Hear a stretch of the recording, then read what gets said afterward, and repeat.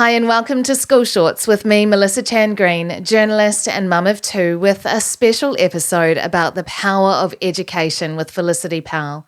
Former teacher, she had her dream job here in New Zealand in the space industry and now has a very cool new job working in aerospace in the UK and Europe. But her journey to get there is nothing short of remarkable. Battling a brain tumour, Felicity lost her job, lost her house, and she almost lost hope. This is an episode about resilience and reinvention and the lessons we can all benefit from. Felicity, thank you so much for your time, first of all, and for sharing your story with us. It's a story that's quite varied. You've had a varied life, but it has also been always dedicated to learning. In the last couple of years, you've been handed a set of quite extreme challenges, I would say. I'm going to go deep first. Is there anything that you learned from that? It's really hard to bring something that doesn't sound like a cliche, like a straight cliche. What people say about believing in yourself is very, very on point. In fact, I don't know if you watched Ted Lasso, but the Believe poster, I actually had a little tin version of that above my bed in hospital.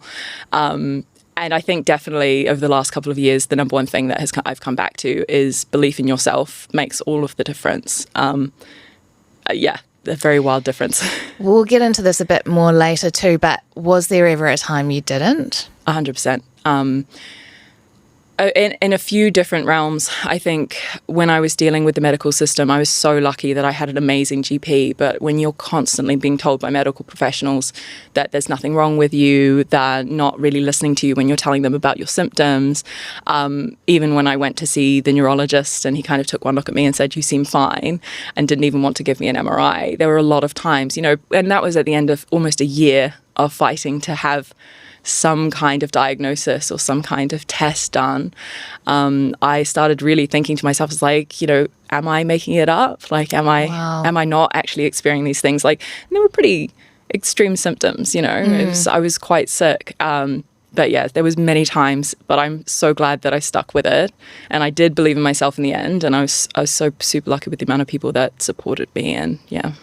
And to now, where you have just been landed a pretty incredible job. What can you say about it at the moment? Yeah, it's so I have been offered a job in the aerospace industry in the UK, and it's a real full circle moment for me because I loved my job at Rocket Lab and I was so lucky to have it. It really felt when I got that job, it was and still is my dream job, and it felt like somebody just designed that role and the capacity and the projects and I loved it, and every single day that I was there. And when it was disestablished, understandably, because what was happening in the world at the time, what was happening for the company, and they've gone from strength to strength, and it's just an incredible thing to see. But at the same time, it was sort of like it felt like the work wasn't really finished, like I wasn't really done. And so I was super fortunate, to get the Fulbright award to go to Harvard, and I spent a lot of the last year really figuring out, because the role that I had was so rare, like being an education specialist in aerospace is not a common thing at all. There's maybe a handful of people who are lucky enough to do that. And so I was just coming to terms with the fact that maybe that's not what I'm not going to be able to work in this industry again. So to be going back into the industry and expanding on the work that I was doing before in a new way, even bigger, with a bigger scope, a step up is just incredible. I'm still a little bit in shock. Well, it comes back to that belief, right? It does. Yeah. I guess you believed somewhere along the way that it could happen again, the dream job could happen, and now it has. Yeah. Yeah. I want to just go back to your background in education. There's a lot of teachers that listen and a lot of parents who are in the school journey right now. So you've had a background in education in New Zealand. Can you just explain that? Absolutely. So I did Ako Mātātū, Teach First NZ, so the flagship program. I was really fortunate. So my undergraduate degree was not in education. It was in geography with GIS and a little bit of specialisation in disaster risk management at the University of Canterbury. And I was really fortunate that I ended up one of my faculty advisors, one of my sort of mentors, he was from the Faculty of Education. And I just ended up kept falling back into working with education. And I think part of that was I didn't really have a very traditional or necessarily positive experience in education myself. And so I stayed away from education thinking I wouldn't work in it. And actually my mum was a primary school teacher, and I remember thinking I'm never going to work in education. And then I did Aku Mātātupu, and it was so funny because I was thinking I would work in education policy, and I wanted to have experience as a teacher, because I think there's, and tautoko all the teachers that are like listening to this and are doing the amazing mahi that they do in Aotearoa, because they're amazing. I was thinking, I think a lot of decisions are made for teachers and that affects teachers that is made not necessarily by people who have that experience at the coalface. And so I felt that at least it would be necessary, if I wanted to work in policy, to have some of that experience. What I didn't bet on is actually loving it. I was so fortunate. I was a digital technologies and computer science teacher at Mount Roskill Grammar School and then at Matarewa High School, and I just loved teaching. I loved my kids. I loved the students that I taught. It required me to be so creative. It brought all of the best out of me. It was a tough job, for sure. It was a tough job, but it was, I absolutely loved it. And so I realized that was kind of actually education was my groove. But also I realized that something that I was really passionate about was digital equity, particularly, education equity, but digital equity. I was obviously working in digital technologies and realizing how much inequity there is, particularly in digital technologies. I actually started teaching at the end of 2018. I started the program at the end of 2018. So I had about a year lead in. I got into the Google Innovator program, which was amazing because I was working in digital equity. And then the COVID-19 pandemic hit, and yes, it was pretty wild, the timing. Well, I mean, that isn't the only thing that has been thrown your way as well. But can I ask, you mentioned that you feel that education wasn't exactly a positive experience for you. What do you mean by that? I am quite neurodivergent. And I have always had an interest in STEM. And I think, my timing, a kid growing up in the 90s in New Zealand, I was so fortunate. When I was 7 years old, I was selected to Shannon Lucid, who was an astronaut on Mir. She visited New Zealand as part of like a telecom sponsored program. And I got to meet her. And from that moment, I was just obsessed. I wanted to work in STEM. I wanted to do these things. And then we our family moved around a bit. And because I was really neurodivergent, I was actually undiagnosed at that time, but I had some amazing teachers, and I also had educators who perhaps just really didn't understand my needs, and a school system that was really focused on conformity over understanding, what are the different gifts that each child brings into the classroom. And so really the feedback that I often got was to lower my expectations. Wow. and really just aim lower. And so I really felt like I wasn't believed in. We come back to the idea of belief. And actually back then I didn't believe in myself. I dropped out of university. It took me about 10 years to get my undergraduate degree because I dropped out 3 times from university. I just didn't think I was smart enough to get an undergraduate degree. I'd internalized all of that feedback. So when I actually did make it into education, I became committed to being the person who wouldn't do that to the kids that I was lucky enough to teach. What do you say to parents who might be listening to this and feel that they maybe have a child who's neurodivergent and isn't getting the support or the recognition of their child's abilities in school? Yeah. Well, it's neurodivergence, and it's also really neurodivergence for sure, and also any young child who, for whatever reason, and we see it often, particularly for our Māori and Pacifica children as well, there's expectations of them or lowered expectations of them. And so what I would really recommend, like if there's a recommendation I can make, it feels really weird to say that actually, I was just like, I don't feel like an expert, is continuing to support your child and finding there will be teachers that have their back for sure. There are amazing teachers in every school in New Zealand, and finding the ones that really do understand them and take the time to understand them, that's really powerful. And if they haven't found that person yet, there will be someone There will be someone. It's just sometimes it can be hard to find it. I felt grateful. I was hugely privileged that I could be that someone for many of the young kids that I taught. But yeah, it's having faith that the school system in Aotearoa and everywhere is not perfect. I think the fact that all of us have some form of school trauma is evidence of that. But we actually do there are a lot of qualities in our system in New Zealand, in Aotearoa, that are exceptional. It doesn't downplay the challenges that so many of our teachers, so many of our face. And so it's about finding the cheerleaders and the advocates and advocating Absolutely. for your kids, right? Okay, so you have worked your way through education. You've got your dream job at Rocket Lab. Then December 2022, you're on holiday. Yeah. And life changes quite considerably. Yeah. Tell me about that. I had been at Rocket Lab for about 16, 17 months at that point. And I was in Mexico, and I got an email that basically said intracranial tumor referred to neurosurgery. So all of the symptoms that I'd kind of been battling with, and I hadn't let it stop me. Like, I loved my job so much, and I was just like, if the only thing I have energy for is this, then that's what it is, And and I get this email that basically says that I have a brain tumor, and then I had to figure out, well, first of all, what does that mean?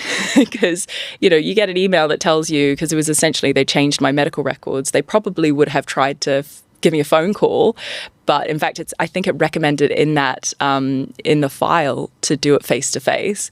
But they would have tried to call me. I was out of the country, so So to get an email that you've got a brain tumor while you're away on holiday, that's a lot.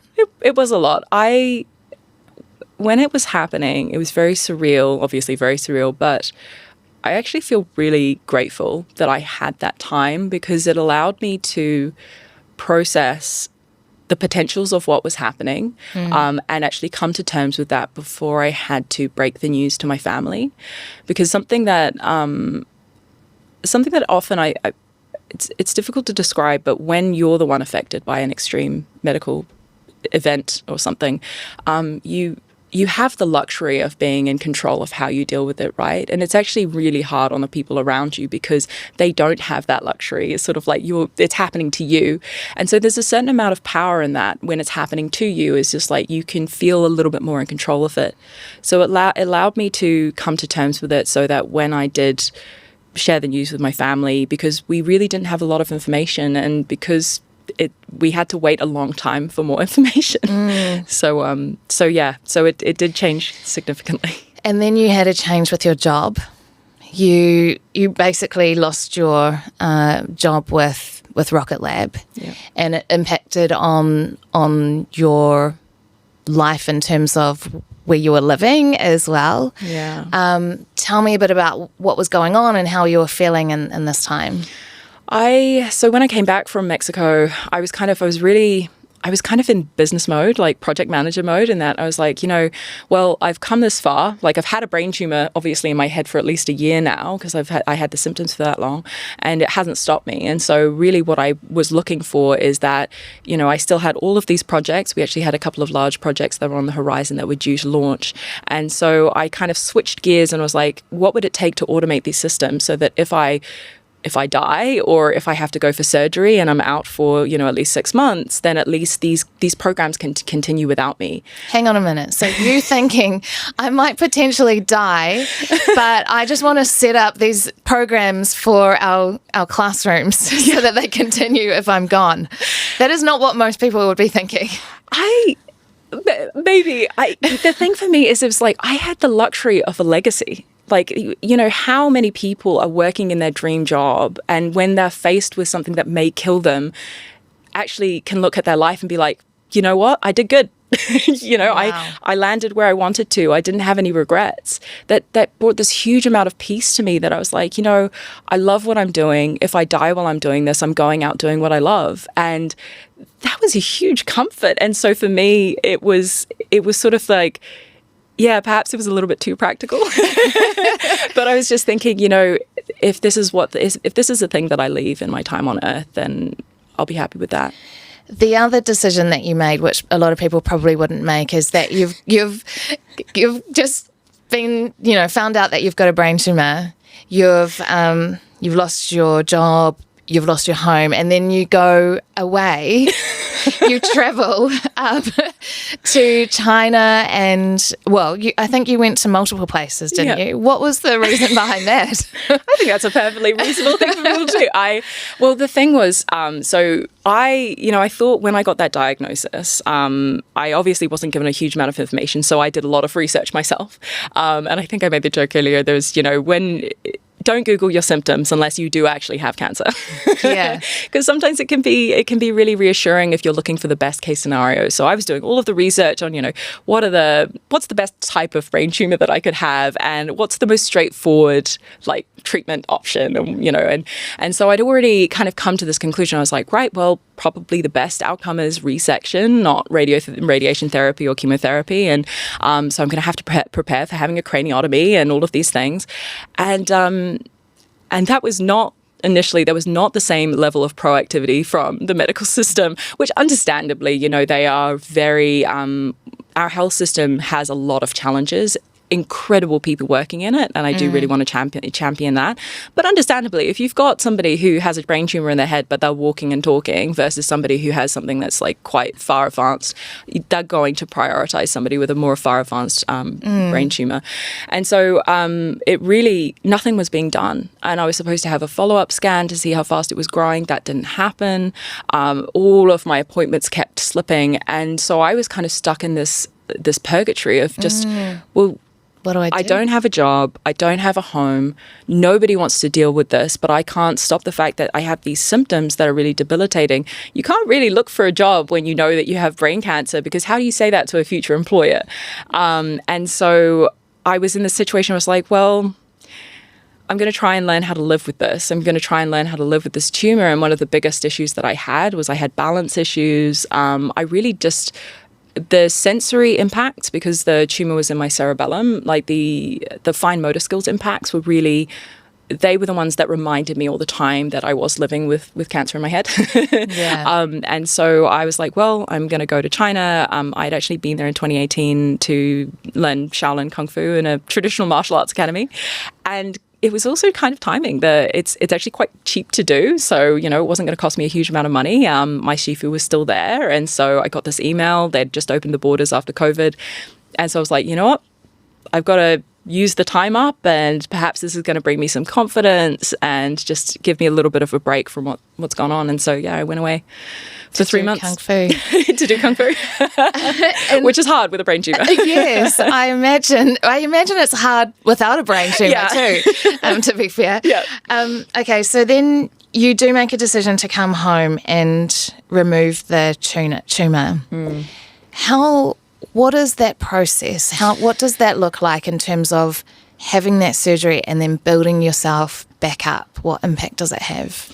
Well, first of all, shout out to my surgeon, Mr. Andrew Law. He's just incredible at what he does. And I think one of the things that really gave me a huge amount of confidence in him is he didn't...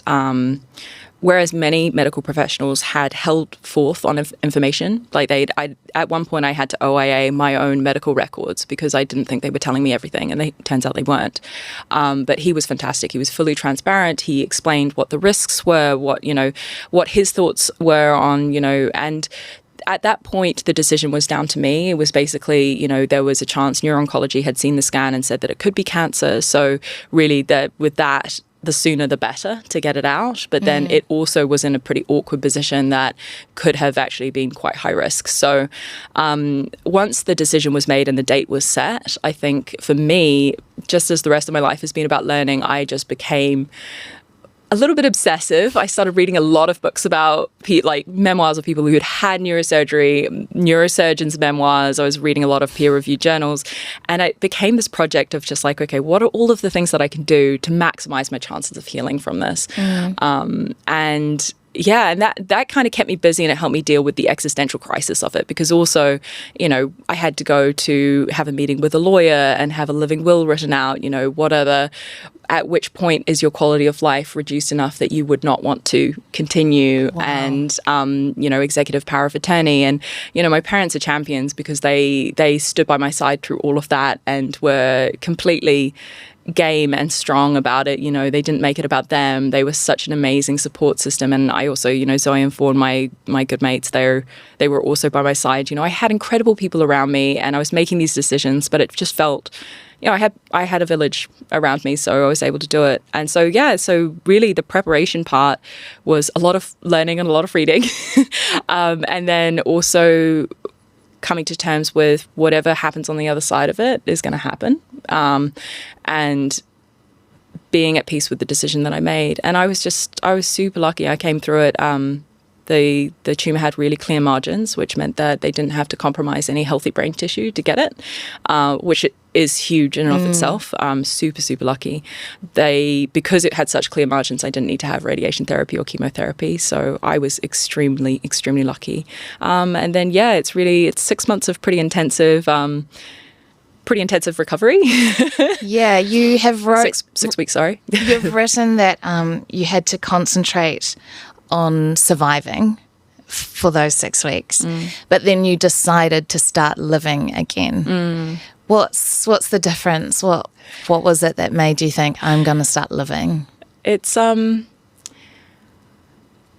I really having the Fulbright and having at 3 weeks after the surgery, I found out I got into Harvard, which was very surreal then as well. Surreal, but kind of seems to fit with the life that you have had. Yeah. It's the theme. It's just extra all the way. At this point, no one is surprised about what comes next in your story. Yeah. I mean, I'm surprised. I'm still surprised. I still have moments that are just like, did that actually happen? It was... I was still a little bit adrift after Rocket Lab. I didn't know what the shape of my future looked like. And because, I had this job with so much purpose that even when I had been diagnosed with the tumor, I was just like, okay, but, I've done my dash. And then to feel like that work was unfinished and be looking at this uncertain future. And so there was a couple of things, like in the short term, I signed up to run a marathon, which again, perfectly reasonable thing for somebody to do after neurosurgery. Yeah. Totally. That gave me structure for that time, because with neurosurgery, they really don't give you an end date for your recovery. It's one of those things that's just like it takes as long as it takes. How long is a piece of string? And so I don't deal well with ambiguity. So I signed up for the marathon, for the Noosa Marathon. But were you still, if you were having balance issues before you had the tumour removed, I'm sure you must have been struggling with that afterwards. I actually, not so much. I was very lucky. I joined a run club. If you're ever in Auckland City and you want to join an amazing run club, get running. It's led by Gaz Brown and his amazing team, and just phenomenal group of humans. And they became kind of my family after as well. Amazing. And I took a very measured approach of sort of like inch by inch, which I am not a patient person, so that was difficult for me to learn that new pace. But absolutely, the balance issues resolved pretty quickly. In terms of I did some vestibular physiotherapy to train back, my body once I wasn't having to deal with cancer being there. I did a lot of training, worked with physio, with massage therapists. I went to Run Club. I went to the AUT Millennium Center and worked with somebody who kind of did a lot of tests to make sure that I wasn't kind of putting my system under strain. Yeah. And so it was quite a quick turnaround, because I, of course, wasn't allowed to run until at least 6 weeks after surgery. At 4 weeks, I think I felt well enough that I was kind of getting a little bit impatient about it. I was going on my prescribed twice daily walks, and I was pleading with my neurosurgeon, was like, can I go running now? Because I was like, I want to start as soon as possible. But yeah, it came back really quickly. And then, it was 14 weeks after I ran my fastest marathon time. So. Amazing. And congratulations, because you did go to Harvard and you've just graduated. Yep. That is huge. Thank you. We're lucky to have you here in New Zealand for this episode, because you're only here for a short time, having just finished that. So I just want to run you through then what we've been talking about. You had a brain tumour, you lost your dream job, you lost your home, you removed the tumour, you ran a marathon, you got your master's at Harvard, and now you have a job working in the aerospace industry in the UK. And all within the space of how long? 16 months? Oh, no. Yeah, 2 years. Sorry, 2 years. That is crazy. Have you reflected on that? Yeah, I try to, but I think I'm still going to be processing it for a while. Yeah. It's been a lot. And I think I have this privilege and gift of like, what has happened over the last couple of years is really easy to kind of like sum up, and it kind of doesn't reduce how extreme it was. Yeah. And everybody has battles that they're dealing with all the time. And I think the thing is that my journey does not externally represent, there were some really low lows in that time, and I really, really struggled. And I think I really would not be here and have done all of those things or have come through this without an incredible support network of amazing people, and just being surrounded by incredibly inspiring people and people who've motivated me and supported me and held me through those really dark moments. So I can't take credit for things that have happened in the last 2 years. I am just really grateful to be here and have a second chance. Do you know what is really interesting, though, is that I said right at the beginning how learning has always been at the centre of what you do, how education has been. And, all the way through you were thinking about, okay, how do I continue this education program? And then how do I educate myself in Kung Fu? And how do I educate myself about how to get my body back to a position of physical health, and then studying at Harvard? Why is it education is at the centre of everything you do, and not just for yourself but for others? What is it you would like to be your impact on the world? Oh, big question. It is, sorry. No, it's all good. A lot of the research that I did while I was at Harvard was actually on education in emergencies and education in crisis contexts. And something that we come back to is education is a life-saving intervention. A lot of the times when we think about humanitarian response, we think of Maslow's hierarchy of needs. You need to feed children and make sure they have clean water and that they're safe first before we think about learning. But now we know enough about neurophysiology. We know enough about the effect that a positive education and learning experience has on a child's development, that it is a life-saving intervention. And it's not just for children, for everyone at every stage of life. I really believe that, I know for me, learning and education experiences have saved my life multiple times and put me on the right track. And so I believe this for other people too. And I just want to, whenever I do leave this world, hopefully not for a long time, I really sincerely hope that I've made positive learning experiences possible for as many young people and older people as I possibly can. And when you say that education has saved your life on multiple times, I mean, you're being literal about that. Yeah. Your life was Absolutely. at risk. Yeah. Absolutely. You're also driven by equity. We spoke a little bit about that earlier on, and also promoting STEM subjects, because that's something that you felt, obviously, from a young age you were really interested in. What would you like to see in terms of, I guess, our encouragement, our support around STEM subjects? Well, firstly, understanding that STEM operates within a wider ecosystem of the learning opportunities and pathways that kids can take. And what we would see as traditional STEM subjects, if I take the example of the aerospace industry, New Zealand is actually a fantastic place if you want to work in the aerospace industry. It's leading, and thanks to Peter Beck and Rocket Lab, they've created this environment where actually so many young Kiwis can take these incredibly non-traditional pathways into aerospace and just thrive. And I mean, Sir Peter Beck is a great example of that because he hasn't taken that traditional pathway through into a STEM industry, and now he's a leader in it. Yeah. And so I think, the way that we support STEM subjects within school absolutely needs to happen, for sure. And understanding that the way that young people learn STEM subjects is not necessarily, we're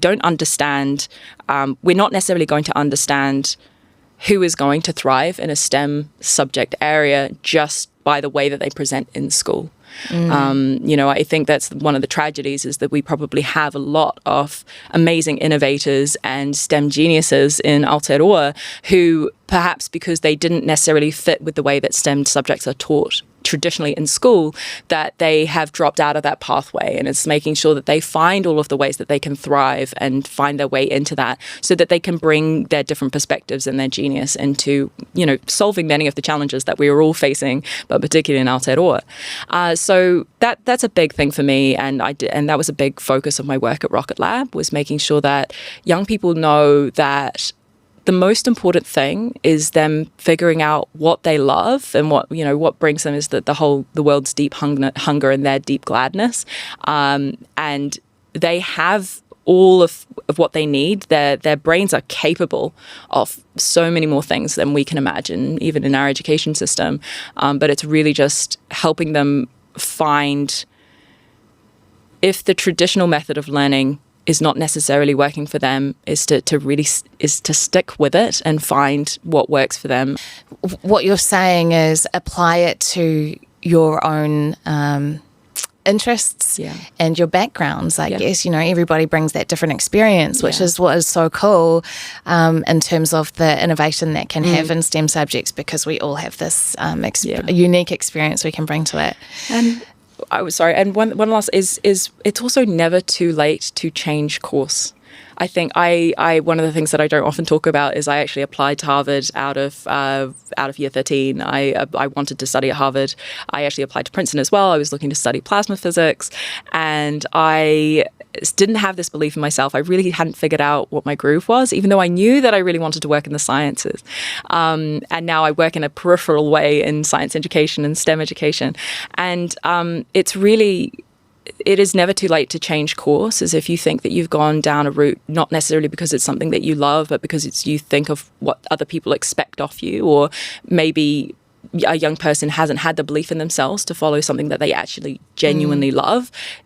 You're absolutely capable of changing course at any time, and there are resources there to help you. So, I don't think I ever would have, 10 years ago, if I told myself that I would end up getting a master's degree from Harvard, I probably would have called bullshit. But well, here you are. Yeah. Your story is incredibly inspiring. You are so insightful in terms of education and what we can learn. So I really appreciate your time. Thank you so much for being with us. Thank you so much for having me.